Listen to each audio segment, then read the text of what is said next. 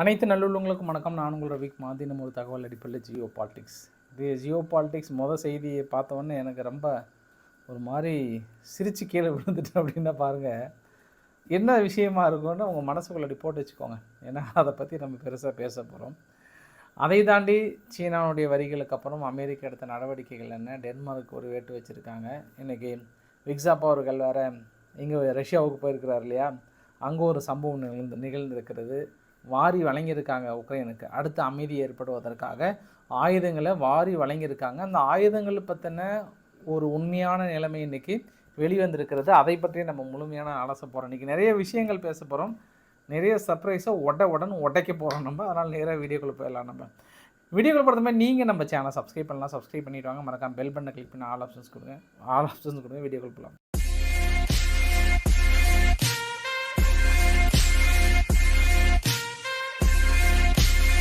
வீடியோக்குள்ளே போகிறதுக்கு முன்பு அப்படியே மைண்டை சும்மா ரிலாக்ஸாக கோல் டவுன் அப்படின்னு சொல்லிட்டு அப்படியே அமைதியாக உள்ளே வாங்க. அப்போ தான் நடக்கிற சம்பவம் எல்லாமே சிறப்பான சம்பவமாக இருக்கும். கேட்குறதுக்கு உங்களுக்கு சூப்பராக இருக்கும். நானும் உங்கள்கிட்ட சொல்கிறதுக்கு அருமையாக இருக்கும்.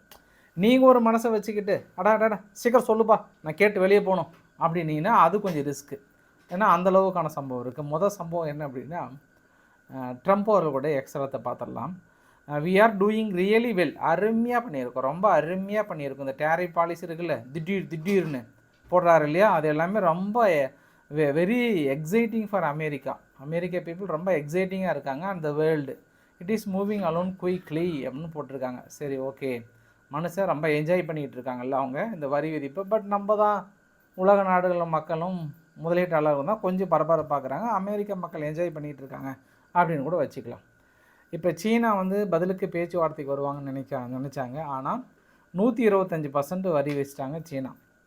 இப்போ சீனா 125, அமெரிக்கா 145. நம்ம ஆர்கே சேனல்லே போட்டோம். அதுக்கப்புறம் CNN பத்திரிக்கை என்ன போட்டிருந்தாங்கன்னா, இவங்க ட்ரம்ப் நிர்வாகம் சீனாவுக்கு கால் பண்ணி இம்மீடியட்டாக சிஜிபிங்க ட்ரம்ப்புக்கு கால் பண்ண சொல்லுங்கள், அவர் வெயிட் பண்ணுறாரு அப்படின்னு சொல்லியிருக்காங்களாம்.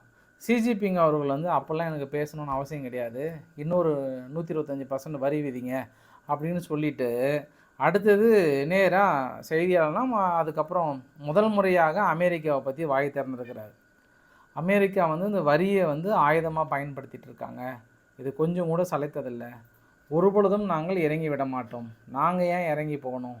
நிச்சயம் நாங்கள் பதிலடிகள் எடுத்தே தீர்வோம். நாங்கள் இறங்கி போகணும்னு அவசியமும் கிடையாது அப்படின்னு சிஜிபிங் தரப்புலேருந்து சொல்லிட்டாங்க.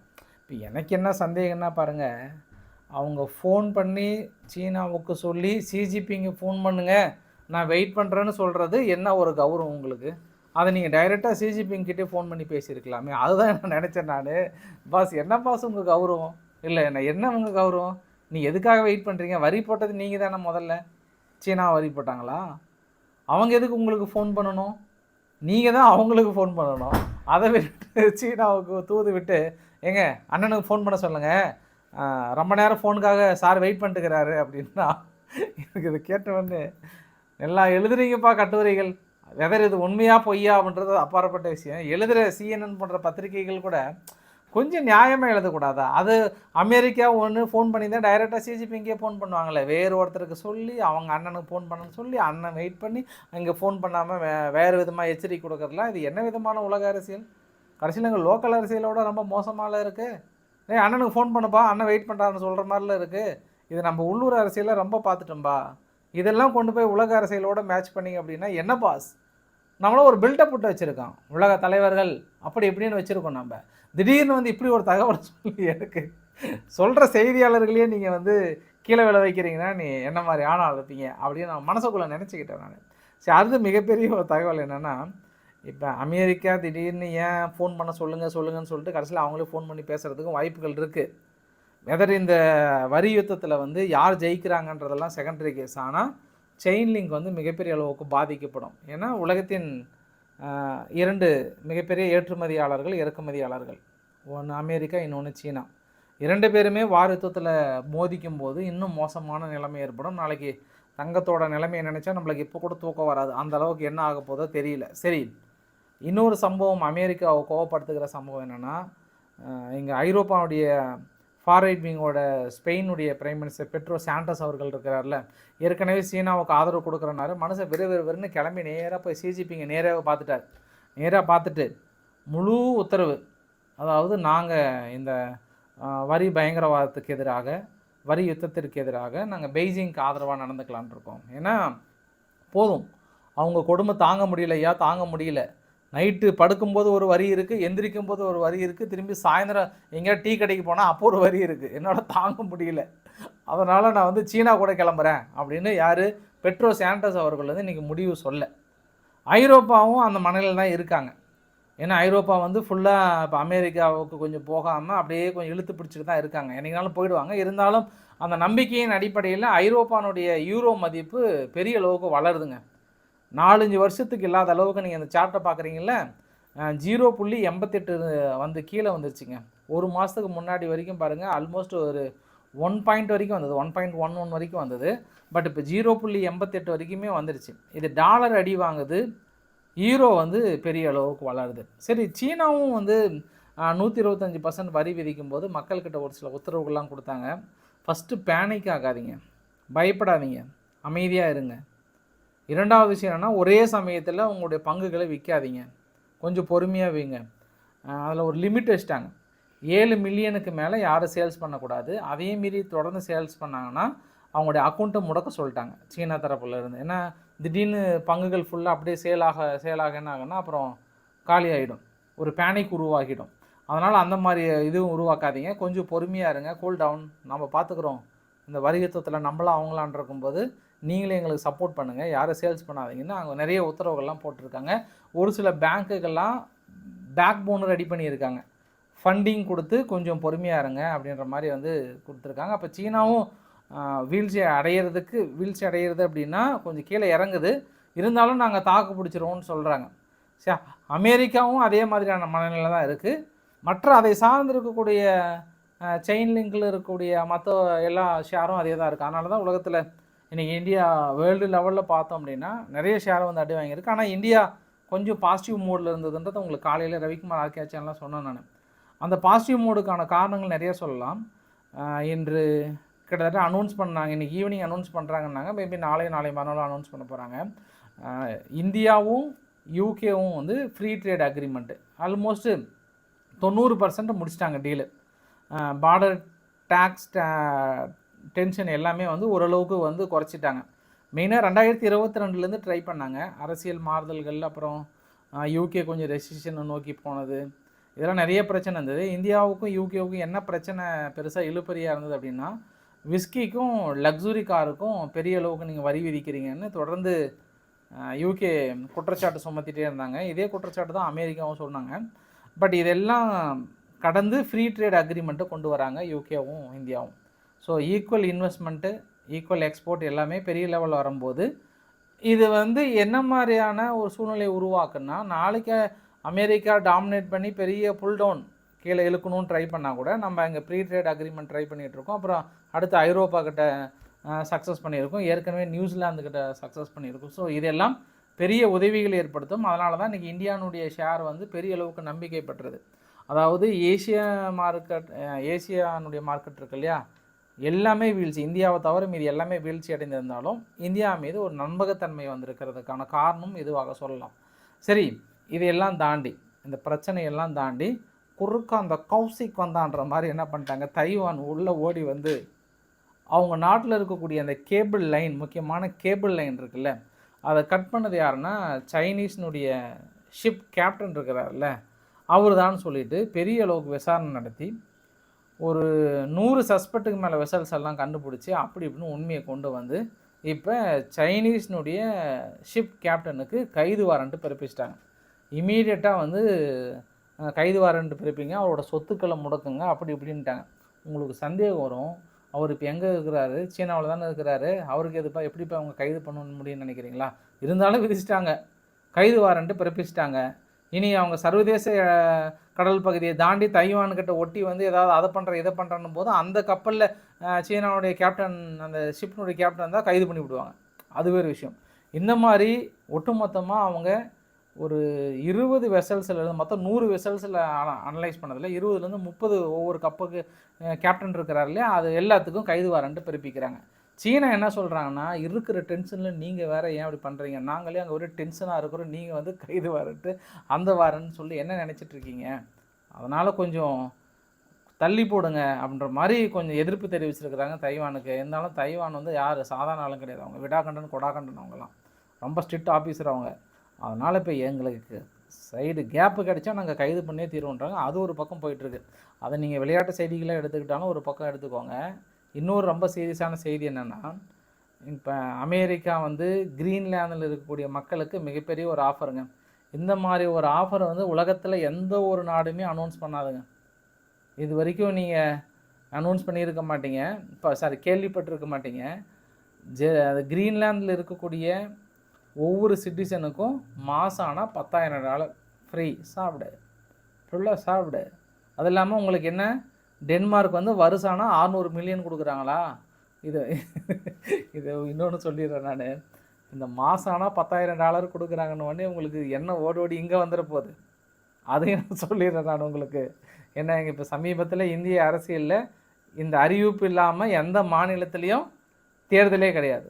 நீ எல்லா மாநிலத்திலையும் எடுத்துக்கிட்டாலும் சரி இல்லையா, அதனால் நீங்கள் இங்கே கம்பேரிசன் கொண்டு வராதிங்க. நான் அங்கே சொல்கிறேன், நான் ட்ரம்ப் ஒரு வேளை இங்கே இந்திய அரசியலை வந்து எட்டி பார்த்துருப்பாருன்னு நினைக்கிறேன், நாங்கள் தமிழகத்துலேருந்து தொடங்கியிருப்பாருன்னு நினைக்கிறேன் நான். அதனால் அங்கே என்ன பண்ணுறேன், கிரீன்லாந்து மக்களுக்கு மாதம் ஆனால் $10,000. இனி டென்மார்க்கு 600 மில்லியன் மேலே நாங்கள் சப்போர்ட் பண்ணுறோம். நீங்கள் பண்ணுறது ஒன்றே ஒன்று தான், உங்கள் கிட்ட ரேர் எடுத்த எலிமெண்ட்லேருந்து மீதி எல்லாமே நாங்கள் டீல் பேசிக்கிறோம். அதனால் வாங்க கிரீன்லாந்து வாங்க, உங்களுக்கு மாதம் $10,000 எவ்வளோ பெரிய விஷயம் பாருங்கள், நினச்சி பாருங்கள், எவ்வளோ பெரிய விஷயம் நான் உங்களுக்கு கொடுக்குறேன்றாங்க. அதனால் இவங்க டென்மார்க் என்ன பண்ணிட்டாங்க, டென்ஷன் ஆகிட்டாங்க. இன்றைக்கி அடுத்த 10 வருஷத்துக்கு பெரிய அக்ரிமெண்ட்டில் தான் போட்டிருந்தாங்க அமெரிக்காக்கிட்ட. எல்லாத்தையும் இன்றைக்கி அவசரமாக நாங்கள் ரத்து பண்ணுறோம். இதுக்கப்புறம் கிரீன்லாந்துலேயே நேட்டோனுடைய படைகள் இருக்கலாமான்னு நாங்கள் யோசனை பண்ணுற அளவு கொண்டு வந்துட்டாங்க. இனி எங்களுக்கு அமெரிக்காவுக்கும் எந்த உறவுமே கிடையாதுன்னு சொல்லிட்டு டென்மார்க் இன்றைக்கி காலையிலேருந்து ரொம்ப டென்ஷனாக இருக்கிறாங்க. பிரெகட்டனே வருது பாருங்கள், ஃப்ரான்ஸ் அதிபர் மேக்ரானோட ஒய்ஃப் நேமே வருது, ஃப்ரெடரிஸ்கியன் அவர்கள், யார், டென்மார்க்குடைய பிரைம் மினிஸ்டர் அவர்கள் இந்த அளவுக்கு எதிர்ப்பு தெரிவிச்சிருக்காங்க. இதில் இன்னொரு விஷயம் நடந்திருக்குங்க. இந்த ஜேடி வேன்ஸ் இருக்கார்ல, யார், அவர் அமெரிக்காவுடைய துணை அதிபர், அங்கே கிரீன்லாந்தில் இருக்கிற நேட்டோனுடைய இராணுவ தளவாடம் இருக்கு இல்லையா, அங்கே போயிட்டு விசிட் பண்ணிட்டு நாங்கள் பெருசளவு இணையறன்லாம் சொன்னாங்கல்ல, அப்போ அந்த நேட்டோனுடைய ஒட்டுமொத்த இதுக்கு சீஃப் யாருன்னா அமெரிக்காவுடைய நபரை தான் நியமிச்சிருந்தாங்க. அவங்க என்ன பண்ணிட்டாங்க, ஜேடி வேன்ஸை கொஞ்சம் கிரிட்டிசைஸ் பண்ணிட்டாங்க. கிரிட்டிசைஸ்னால் இப்போ எதுக்கு ஒரு தேவையில்லாமல் பிரச்சனை பண்ணுற மாதிரி சொல்கிறாரு அப்படி இப்படின்னு கொஞ்சம் நெகட்டிவாக சொல்லிட்டாங்க போல். அதனால் என்ன பண்ணிட்டாங்க, இன்றைக்கி காலையில் அவசரமாக அவர் தூக்கிட்டாங்க பதவியிலேருந்து. என்ன நினச்சிட்ருக்கீங்க, நாங்கள் பெரிய அளவுக்கு மாதம் $10,000 கொடுத்து அவங்கள வந்து எங்கள் பக்கம் இணைக்கலான்னும் போது நீங்கள் வந்து இடையில் ஓடி வந்து உங்கள் சொந்த கருத்தெல்லாம் சொல்கிறீங்க. அது அவங்க தனிப்பட்ட கருத்தெல்லாம் ஒரு நாட்டோட கருத்தை எடுத்துக்க முடியாது, அதனால் நீங்கள் விலகுங்க, பதவியை விட்டு கிளம்புங்க அப்படின்னு சொல்லிட்டாங்க. சரி, இந்த ஒரு பிரச்சனை ஒரு பக்கம் அப்படியே பரபரப்பாக இருக்கும்போது, இப்போ பனாமாவுக்கு வந்து இறுதி வாய்ப்பு கொடுத்துருக்காங்க பீட்டர் எக்ஸத் அவர்கள், அமெரிக்காவுடைய டிஃபென்ஸ் செக்ரட்டரி. பனாமா எங்கே பாருங்கள், நீங்கள் ஒரு பேஸ் மட்டும் கொடுங்க, எங்கள் இராணுவத்தை அங்கே வந்து நிலைநிறுத்துகிறோம், உங்கள் வீரர்களுக்கு ஃபுல்லாக ட்ரைனிங் கொடுக்குறோம், ஆயுதங்கள் ஃபுல்லாக கொடுக்குறோம், ஃப்ரீயாக உங்கள் நாட்டை காப்பாற்றுறோம், என்ன சொல்கிறீங்க, டீலா நோ டீலா சொல்லுங்கள். உங்கள் நாட்டை நாங்கள் ஃப்ரீயாக காப்பாற்றுறோம், நீங்கள் இடத்த மட்டும் கொடுங்க, நீங்கள் கொடுத்து தான் ஆகணும், கொடுக்கலன்னா நாங்கள் பொருளாதார போட வேண்டிய ஒரு சூழ்நிலை வரும், ஆனால் நீங்கள் கொடுத்துருவீங்க எங்களுக்கு தெரியும். இந்த மாதிரி ஒரு டீலை இப்போ பனாமா கிட்ட பேசிகிட்டு இருக்காங்க. பனாமா வந்து தனி டெரிட்டரி அப்படின்னா பனாமாவுக்கு ஒரு சில தடைகள்லாம் விதித்து வச்சுருக்காங்க. எல்லாத்தையும் நாங்கள் ரிலீஸ் பண்ணுறோம், முழுமையாக நான் எங்கள் கிட்ட இணைக்கிறோன்ற மாதிரி அடுத்த ஒரு ஆஃபர் வந்து கொடுத்துருக்காங்க. ஆனால் இவங்க தான் இன்றைக்கி போயிட்டு அமெரிக்கா கிட்ட பேச்சுவார்த்தைன்ட்டு இன்றைக்கி ட்ரம்ப் அவர்கள் ஒரு டைலாக்குமே வந்து போட்டிருந்தார், சீக்கிரமாக ரஷ்யா வெளியே கிளம்புங்க, போதும், எத்தனை மக்கள் எவ்வளோ பேர் தான் அப்பாவி மக்கள் இழப்பாங்க, இனிமேல் நான் இருக்கிற வரைக்கும் இந்த யுகத்தில் சண்டைன்றது ஒன்றே கிடையவே கிடையாது, இதுக்கப்புறம் எச்சரிக்கைகள் தான். எச்சரிக்கைகள்னால் சண்டை வந்து நான் இருக்கிற வரைக்கும் நடக்காது, வாயில் வேணால் எச்சரிக்கை கொடுத்துக்கோங்க, தாக்கல் நடத்துகிற மாதிரி இதோ அதோ அப்படின்ற மாதிரி நடத்துங்க, ஆனால் சீக்கிரமாக ரஷ்யா வெளியேறுங்கன்னு சொல்லிவிட்டு இன்னொரு டைலாக் ரொம்ப முக்கியம். அடுத்தது பாருங்கள், அதை சொல்லி 1 மணி நேரம் கூட ஆகலை, சனிக்கிழமை பேச்சுவார்த்தை நடத்துகிறோம், யார்கிட்ட, ஈரான்கிட்ட. பேச்சுவார்த்தை ஃபெயிலர் அப்படின்னா அடுத்து அங்கே ஸ்டார்ட் பண்ணியிருக்கிற இது ஃபைட்டர் ஜெட்டு நேராக போயிட்டு ஈரானில் தாக்கல் நடத்துறது தான் வேலையே அப்படின்னு சொல்கிறீங்க. இது வந்து என்ன வகையான மிரட்டல்? ஈரானை நேரடியாக மிரட்டுறாங்க. இங்கே வா, பேச்சுவார்த்தைக்கு வந்து உக்காந்து நாங்கள் சொல்கிறதெல்லாம் ஆமாம் ஆமாம் ஆமான்னு தலையாட்டிட்டு போயிட்டே இருக்க, இல்லைன்னு வச்சுக்கோங்க வகுந்துன்ற மாதிரி வந்து நேரடி மிரட்டல். இப்போ அதனால் இன்றைக்கி ஃப்ரைடே ப்ரேயரில் ஐதுல்லா காமேனி அவர்கள் என்ன சொல்லிட்டாருன்னா, இந்த அரட்டல் உருட்டல் மிரட்டல் தட்டிப்பார் தூக்கிப்பார், எதனாலும் நான் வந்து எல்லாத்தையும் நான் தாங்கிப்பேன், என்கிட்ட யாரும் நெருங்க முடியாது, நாங்கள் முடிஞ்சால் நீ எங்களை தொட்டுப்பாருன்ற அளவுக்கு அவர் மறுபடியும் ஒரு மிரட்டல் கொடுக்க. அதனால் எல்லாருமே பொசிஷனில் இருக்கிறாங்க. இப்போ அது குறிப்பாக இந்த 2 பகுதி பாருங்கள், அந்த தெஹரானுக்கு கீழே அந்த சிவப்பு கலரில் இருக்கல்ல, இந்த 2 பகுதியில் வந்து ஃபுல் அலர்ட் பொசிஷனில் இருக்காங்க ஈரான். ஏன்னா நிச்சயம் அமெரிக்கா திடீர்னு தாக்கல் நடத்துறதுக்கு வாய்ப்புகள் இருக்குது இஸ்ரேலுடன் இணைந்து. அதனால் பாதுகாப்பை பலப்படுத்துங்கள். பேச்சுவார்த்தை தோல்வி வந்தது அப்படின்னா தாக்கல் நடத்த மாட்டாங்க. ஆனால் பேச்சுவார்த்தை தோல்வி வந்த உடனேலாம் தாக்கல் நடத்த மாட்டாங்க. அது ஒரு பரபரப்புக்காக சொல்லலாம். எல்லாமே அவங்கவுங்க பரபரப்புக்கு தனது மீடியாக்களை வச்சு சொல்லுவாங்க. கொஞ்சம் டைம் எடுத்துப்பாங்க. ஆனால் தாக்கல் நடத்துகிறாங்க. கண்டிப்பாக ஈரான் மீது தாக்கல் நடத்துறதுக்கான இறுதி திட்டங்களுக்கும் ஒப்புதல் கொடுத்துட்டாங்க. பேச்சுவார்த்தை ஃபெயிலர் ஆச்சு அப்படின்னா எனக்கு தெரிஞ்சு 100% கை வைக்கிறாங்கன்னு நான் என்னுடைய அனுமானத்தில் நான் சொல்கிறேன். நான் ஈரான் வந்து பதிலுக்கு தாக்கல் நடத்தலை, அதெல்லாம் அப்பாற்பட்ட விஷயம். கண்டிப்பாக அவங்க பதிலடி கொடுப்பாங்க. அவங்களும் ரொம்ப ஸ்ட்ராங்காக இருக்காங்க. ஏன்னா ஒரு சின்ன நாடான எமினி அவதிகளே இன்னும் தனது கண்ட்ரோலுக்குள்ளே கொண்டு வர முடியாமல் அமெரிக்கா தடுமாறும் போது, இன்றைக்கி கூட எமினி அவதிகள் என்ன சொன்னாங்கன்னா, அவங்களுடைய 2 போர்க்கப்பல் 2வது போர்க்கப்பல் வந்துட்டுருக்கு, அமெரிக்காவுடைய ட்ரூமன் போர்க்கப்பலை எந்த அளவுக்கு எங்களால் இலக்குகள் அடிக்க முடியுமோ அந்த அளவுக்கு நாங்கள் தாக்கல் நிகழ்த்தணுன்றாங்க. அவங்களும் டெய்லியும் சொல்லிட்டு தான் இருக்காங்க, இல்லைன்னா இல்லை, டெய்லியும் சொல்லிட்டு தாங்கிறாரு. நான் வந்து அமெரிக்கா போர்க்கப்பல் தாக்கல் நடத்தினேன், அதை நடத்தினேன்னு சொல்லிட்டு தாங்கிறாரு. ஆனால் அமெரிக்கா பொறுத்த வரைக்கும் போர்க்கப்பலை நெருங்க முடியாது அவ்வளோ சீக்கிரம். அதனால் அவங்க சுட்டு வீழ்த்திட்டாங்க. வேறு ஏதாவது அவங்க ட்ரை பண்ணலாம். இப்போது நிலைமைக்கு இந்த ட்ரோன் முயற்சி, ஹைப்பர்சோனிக் மிசைல்ஸ் முயற்சி, இது எதுவுமே நெருங்க முடியாது. அவங்க அந்தளவுக்கு வந்து ஃபுல்லாக வச்சுருக்காங்க. ஆனால் தொடர்ந்து இவங்க முயற்சி செஞ்சுட்டு தான் இருக்குன்ற மாதிரி சொல்லியிருக்காங்க. இது அங்கே இருக்கக்கூடிய நிலைமை. மிடில் ஈஸ்ட்டில் இங்கே ஒரு வரைபடத்தை பார்க்குறீங்கள, அடுத்த ஒரு போர்க்கப்பல் வந்து விட்டது. யுஎஸ்எஸ் கார்ல் வின்சன் வந்துட்டாங்க கிளம்பி. அரேபியன் சீக்கு மேலே ஓமன் பக்கத்தில் இருக்குது பார்த்தியா, இது இங்கே இருக்குது. ஒன்று தேவைன்னா அந்த பக்கம் போகும், தேவைன்னா இந்த பக்கம் வரும். இங்கன்னா கொஞ்சம் ஈஸியாக நிறுத்திக்கலாம். ஈரான் இதை விட கொஞ்சம் ஸ்ட்ராங்காக ஆயுதங்கள் வச்சுனுங்கிறதுனால டப்புன்னு போட்டாங்கன்னா அங்கே கொஞ்சம் பிரச்சனை. இங்கே கொஞ்சம் ஈஸியாக எமினி அவதிகள்லாம் சுட்டு வீழ்த்திடலான்றதுனால இந்த பக்கம் வராங்க. அதனால் அந்த பக்கம் போகாமல் இருக்காங்க. ஸோ இப்போது நிலைமைக்கு எமினி அவதிகள் மீது பெரிய நடவடிக்கைகள் எடுக்கிறாங்க அப்படின்னு நம்மளுக்கு தெரியுது.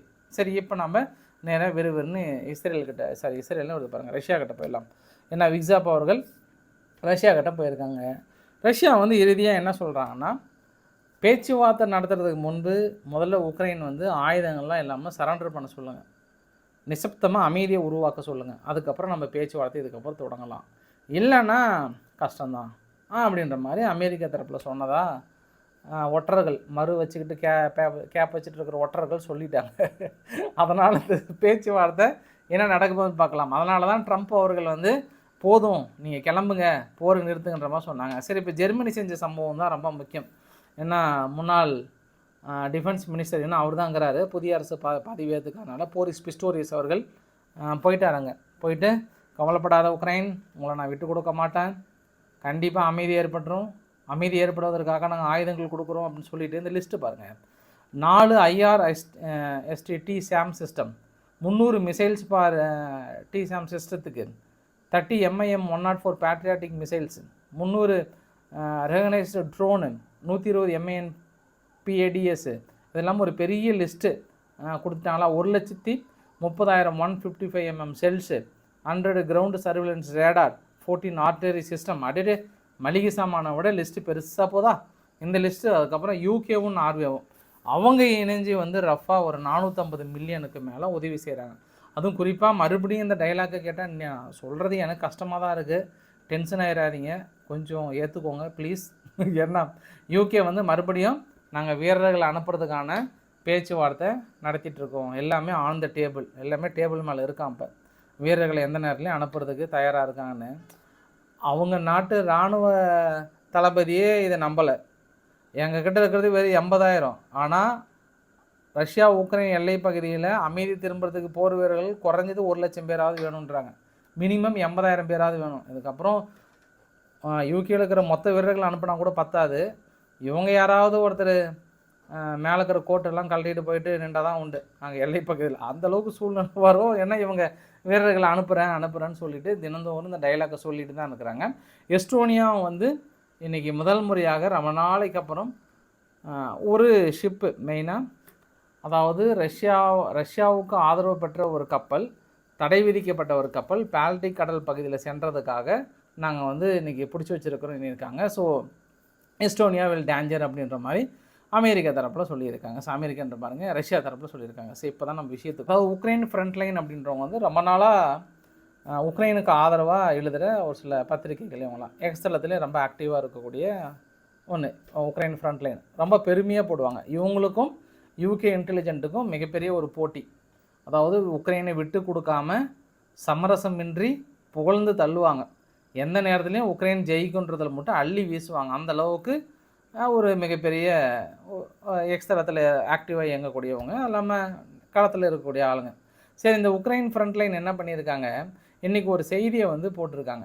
இந்த செய்தி வந்து இதுதான் சம்பவமே. நீங்கள் பார்க்குறீங்கல்ல, ஃபஸ்ட்டு என்ன சொன்னாங்கன்னா, செல்ஃப் ப்ரொஃபைல்டு அவ்யூசர்ஸ் 2000 இருக்கு இல்லையா, அது வந்து வெரி ஹை டெக்னிக்கலி வேல்யூனபிலிட்டி. ஆனால் கொஷின்ஸ் வந்து அதனுடைய சூட்டபிலிட்டி எப்படி இருக்குன்னா கேள்விக்குறி, வேஸ்ட்டு, ஒர்க் இல்லைன்ட்டாங்க. சரி, ரெண்டாவது டேங்க் லெப்பார்டு 2A6 இருக்குல்ல, வெரி எக்ஸ்பென்சிவ் ரிப்பேர்.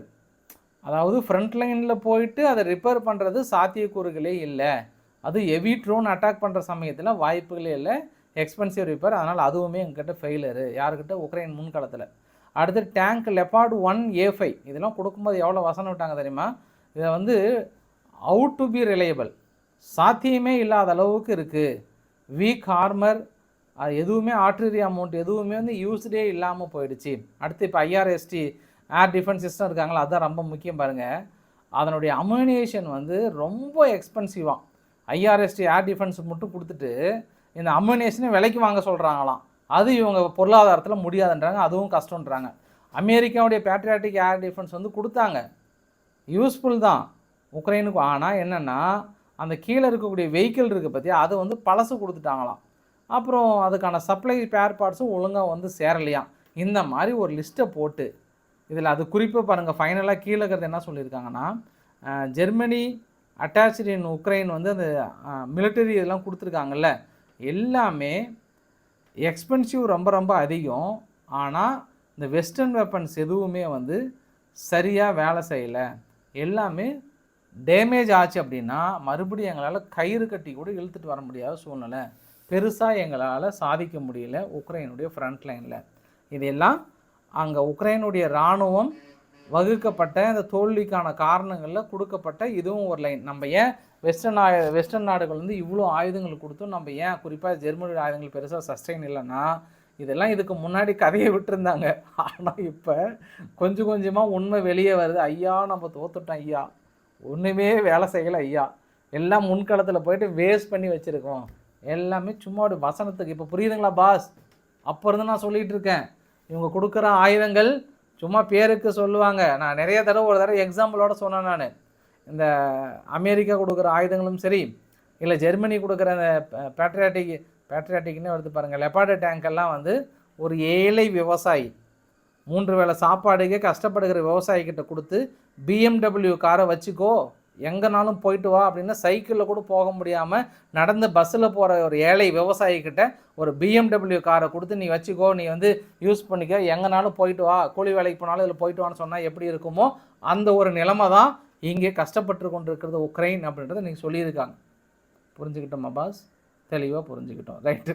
இப்போ மசக்கிட்டாங்களா? இன்னொரு விஷயமும் இருக்குங்க. என்னென்னா, ஜெலன்ஸ்கி இன்றைக்கி என்ன சொல்லிட்டாருன்னா, அமெரிக்கா வந்து பயங்கர ப்ரீ பிளான்ட் ஆகிறாங்களாம். இனி வந்து ரஷ்யாவுக்கு ஆதரவாக வெளியிடுற சேனலு, இது மாதிரி நிறையா போலி செய்திகள் வெளியிடுறது, இந்த மாதிரி ஒரு பெரிய ஒரு கேங்கியாக இருக்கான். என்ன சொல்கிறான்னு நினைக்கிறேன் நான் மனசுக்குள்ளே. என்னன்னு தெரியல, பார்க்கலாம் பொறுத்து இருந்து, இல்லைன்னா அடுத்த பேர் பார்க்க வேண்டியதான் இல்லை.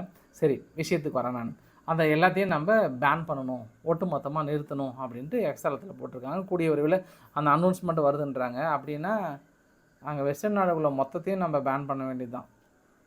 இத்தனை நாள் வெறும் பொய்யை மட்டுமே கதையை விட்டு நம்ப வச்சுருந்தாங்களே, அதெல்லாம் என்ன சொல்கிறது, பைடன் நிர்வாகத்தோடு சேர்ந்து யுஎஸ்ஐடு வந்து பெரிய அளவுக்கு பொய் செய்திகளை பரவுறதுக்குன்னே எல்லா சேனலுக்கும் பிபிசி சேனல்லேருந்து எல்லாத்துக்கும் கொடுத்துருந்தாங்களே. அப்போ அதெல்லாம் நாம் எத்தனை நாளாக முட்டாள்தனமாக கேட்டிருந்தோமே. அப்போ அதுக்கு என்ன, ஏன் நீங்கள் அங்கே முதல்ல தடை விதிங்க. முதல்ல உங்கள் பத்திரிகைகளை தடை விதிச்சுட்டு அதுக்கப்புறம் மற்ற பத்திரிகைகள் வாங்க. இப்போ கூட ஒரு எக்ஸாம்பிள் சொல்கிற பாருங்க. இந்த கார்டியன் பத்திரிகை வந்து சீனா விளம்பரம் பண்ணாங்களாம். சீனா விளம்பரத்தில் நீங்கள் ரஷ்யாவுக்காக போய் நீங்கள் இராணுவத்தில் சேருங்கன்ற மாதிரி விளம்பரம் செஞ்சாங்களாம். அதுக்கு வந்து மாசானா உங்களுக்கு இவ்வளோ கொடுக்குறோம் அப்படின்ற மாதிரி சொன்னாங்களாம். அப்படி ஒரு விளம்பரம் சீனா வெளியிடவே இல்லை அப்படின்னு சீனா தரப்பில் சொல்கிறாங்க. இவங்களாம் ஏஐ மூலயமா ஒரு வீடியோவை ரெடி பண்ணி அதை ஃபேக்காக வெளியிட்டு அதை நம்ப வச்சு இப்போ உக்ரைனுக்கு எதிராக சீனா வீரர்கள் இருக்கிறாங்கன்றதுக்காக இன்றைக்கி பத்திரிகைகள் உறுதிப்படுத்தி நீங்கள்லாம் இது மாதிரி போலி செய்திகளை வெளியிடலாம், ஆனால் மற்ற செய்திகள்லாம் உடனே தடை விதிக்கணுன்றாங்க. சரி பாஸ், நம்ம மற்ற விஷயத்துக்கு போகலாம். நாம் ஐரோப்பா இருக்காங்கல்ல, ஐரோப்பா வந்து 21 பில்லியனுக்கான நியூ மிலிட்டரி எய்டை வந்து உக்ரைனுக்கு கொடுத்துருக்காங்க. வந்து சேர்ந்து இதெல்லாம் வந்து சேர்ந்ததுன்னா அடுத்த அமைதி ஏற்பட்டுரும் நம்புகிறாங்க. அடுத்த அமைதி எப்போ ஏற்படுது நம்ம பொறுத்து இருந்து பார்க்கலாம். நம்ம ஃபைனலாக இந்த வீடியோவோட நிறைவு பகுதியில் பெரிய சம்பவம், துருக்கி அதிபர் எர்டகன் அவர்கள் இன்றைக்கி பெருசாக இந்த நாட்டு மக்களுக்கு உரையாற்றும் போது, இஸ்ரேல் வந்து மிகப்பெரிய ஒரு தீவிரவாத நாடு, இது வரைக்கும் ஜேர்னலிஸ்ட் மட்டும் 211 பேரை வந்து கொண்டிருக்காங்க. இதை விட மோசமான இனப்படுகொலைகளிலிருந்து அத்தனையும் நிகழ்த்தி கொண்டிருக்கிற இஸ்ரேல் கண்ணை மூடிட்டு சிரியா இப்போ தான் ஒரு நாட்டை ஃபார்ம் பண்ணணும்னு நினைக்கிறாங்க. நீங்கள் இஷ்டத்துக்கும் உங்கள் நிலைப்பாடு கொண்டு வரணும், ஆச்சா போச்சா ஹோச்சான்னு வசனம் விட்டுட்ருக்கீங்க. இதில் அமெரிக்கா கிட்ட போய் பேச்சுவார்த்தை நடத்திட்டு இருக்கீங்க. என்ன நினச்சிட்டு இருக்கீங்க, தீவிரவாத நாடுகளே அப்படின்ட்டு இஸ்ரேலை பார்த்து தனது கடுமையான வார்த்தைகளால் கடுமையான கண்டனத்தை தெரிவிச்சிருக்கிறார் இஸ்ரேலுக்கு. ஏன்னா நாளைக்கு பேச்சுவார்த்தை நடத்தும் போது அவருக்கு சாதகமாக வந்துடும் யாரும் நினைத்து விடக்கூடாது என்பதற்காக வாழ்நாளே இல்லாத எச்சரிக்கை கொடுத்துருக்காங்க இஸ்ரேல். இனி யாராக இருந்தாலும் சரி, எந்த நாடாக இருந்தாலும் சரி, சிரியாவில் அமைதி ஏற்படுத்துவதை எதற்கும் நாங்கள் தயங்க மாட்டோம் அப்படின்னு எச்சரிக்கை கொடுத்துட்டாங்க. சரி, தலைவர் ரொம்ப சூடாக பேசிட்டாரா, பேசி முடிச்சுட்டு அடுத்த 1 ஹவரில் மீட்டிங். யாருக்கிட்ட தெரியுமா? ரொம்ப ஷாக் ஆகிடுவீங்க. ஹங்கேரி விக்டர் ஓர்பன் அவர்கள்கிட்ட மீட்டிங். இந்த மீட்டிங்கை நம்ம எப்படி சொல்லி முடிக்கிற, இந்த வீடியோ பதிவு முடிக்கிறேன்னா, இந்த ஹங்கேரி தான் 3 நாளாக போயிட்டு அங்கே டூரில் இருந்தார். யார் டூர்னே வருது பாருங்கள், நெதன்யாகு அவர்கள் அங்கே போய் பேசிட்டு வந்தார். அதுக்கப்புறம் மனுஷங்க வந்து, என்ன தலைவர் கொஞ்சம் பேசுனா அப்படி உணர்ச்சிவசப்பட்டு இப்படி நீ பேசலாமா, தண்ணி குடிங்க தண்ணி குடிங்க, என்ன நீங்கள் இவ்வளோ திடீர்னு உணர்ச்சிவசப்பட்டு ரொம்ப பொங்கிட்டீங்க இஸ்ரேலுக்கு எதிராக, தண்ணி குடிங்க வாங்க, இப்படி நீங்கள் டென்ஷனாக பேசலாமா தலைவரே அப்படின்னு கூல் டவுன் பண்ணியிருப்பாரா என்னன்னு தெரியல. பேச்சுவார்த்தை போயிட்டுருக்கு. ஸோ பார்க்கலாம். நிஜமாகவே துருக்கி வந்து இப்போ இஸ்ரேலுக்கு எதிரான எங்களோட ஆப்ஷன்ஸ் இருக்குதுன்னு சொல்லிட்டு மறுபடியும் வீராவசனம் பேசியிருக்கிறாங்க. என்னன்னு தெரியலையே, கொஞ்சம் பதற்றத்தோடு முடிக்கலாம் நம்ம. சரியா, ரொம்ப விளையாட்டு செய்திகள் நடத்துறாதீங்க, ரொம்ப சீரியஸான செய்தியோடு முடிக்கிறேன் நான். பிடிச்சிருந்தால் லைக் பண்ணுங்கள், ஃப்ரெண்ட்ஸுக்கு ஷேர் பண்ணுங்கள், சப்ஸ்கிரைப் பண்ணுங்கள். ரவிக்குமார் சோமு சேனல். நன்றி, வணக்கம்.